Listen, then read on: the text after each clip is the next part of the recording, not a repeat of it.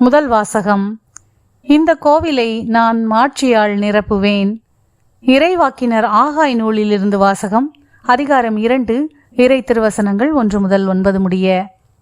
தாரியு அரசனது 2ஆம் ஆட்சியாண்டின் 7ஆம் மாதத்தின் 21ஆம் நாளன்று ஆண்டவரின் வாக்கு இறைவாக்கினர் ஆகாய் வாயிலாக அருளப்பட்டது. யூதாவின் ஆளுநரும் செயல்தியேலின் மகனுமாகிய செருபாபேலிடமும் தலைமை குருவும் யோசதாக்கின் மகனுமாகிய யோசுவாவிடமும் மக்களுள் எஞ்சியிருப்போர் அனைவரிடமும் இப்பொழுது நீ போய் இவ்வாறு சொல்.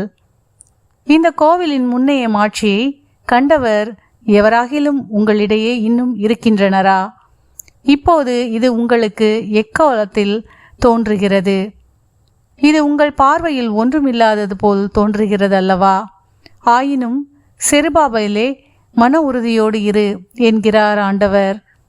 தலைமை குருவும் யோசதாக்கின் மகனுமாகிய யோசுவாவே, மன உறுதியோடு இரு.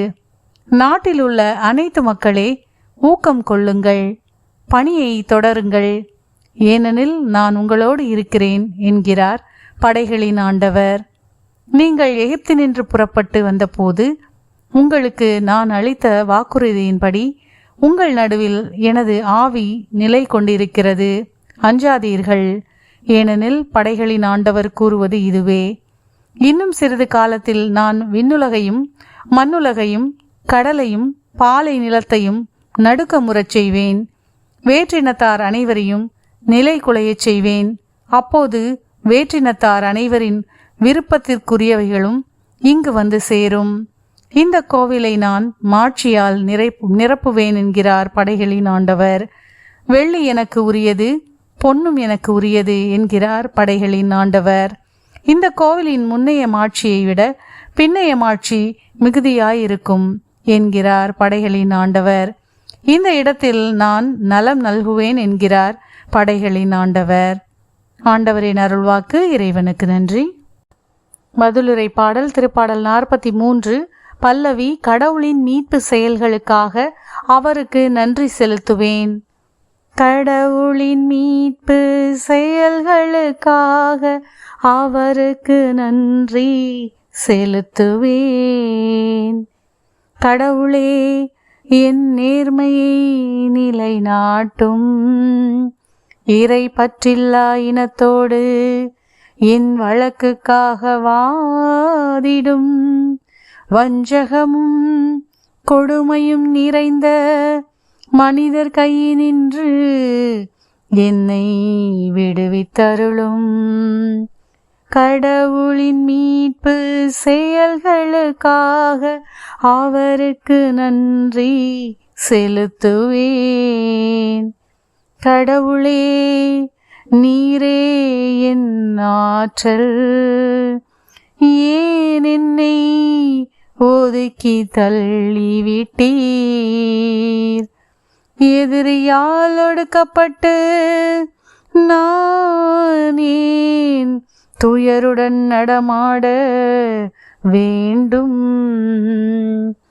கடவுளின் மீட்பு செயல்களுக்காக அவருக்கு நன்றி செலுத்துவேன். ஒளியையும் உண்மையையும் அனுப்பியருளும்.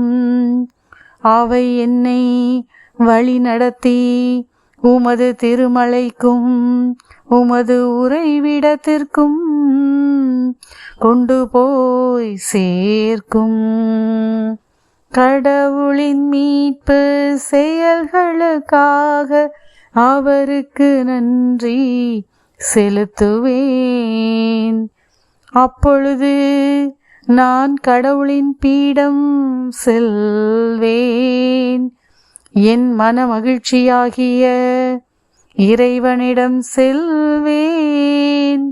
கடவுளே, என் கடவுளே, யாழிசைத்து ஆர்ப்பரித்து உம்மை புகழ்ந்திடுவேன். கடவுளின் மீட்பு செயல்களுக்காக அவருக்கு நன்றி செலுத்துவேன். நற்செய்தி வாசகம். நீர் கடவுளின் மெசியா, மானிட மகன் பலவாறு துன்பப்பட வேண்டும். லூக்கா எழுதிய தூய நற்செய்தியிலிருந்து வாசகம். அதிகாரம் 9, இறை திருவசனங்கள் 18 முதல் 22 முடிய. அக்காலத்தில் இயேசு தனித்து இறைவனிடம் வேண்டிக் கொண்டிருந்த போது சீடர் மட்டும் அவரோடு இருந்தனர். அப்போது அவர்களிடம், நான் யார் என மக்கள் சொல்கிறார்கள் என்று அவர் கேட்டார். அவர்கள் மறுமொழியாக, சிலர் திருமுழுக்கு யோவான் எனவும், வேறு சிலர் எலியா எனவும், மற்றும் சிலர் முற்காலத்து இறைவாக்கினருள் ஒருவர் உயிர் தெழுந்துள்ளார் எனவும் சொல்கின்றனர் என்றார்கள். ஆனால் நீங்கள் நான் யார் என சொல்கிறீர்கள் என்று அவர்களிடம் அவர் கேட்டார். பேதுரு மறுமொழியாக, நீர் கடவுளின் மெசியா என்று உரைத்தார். இதை யாரிடமும் சொல்ல வேண்டாம் என்று அவர்களிடம் அவர் கண்டிப்பாய் கூறினார்.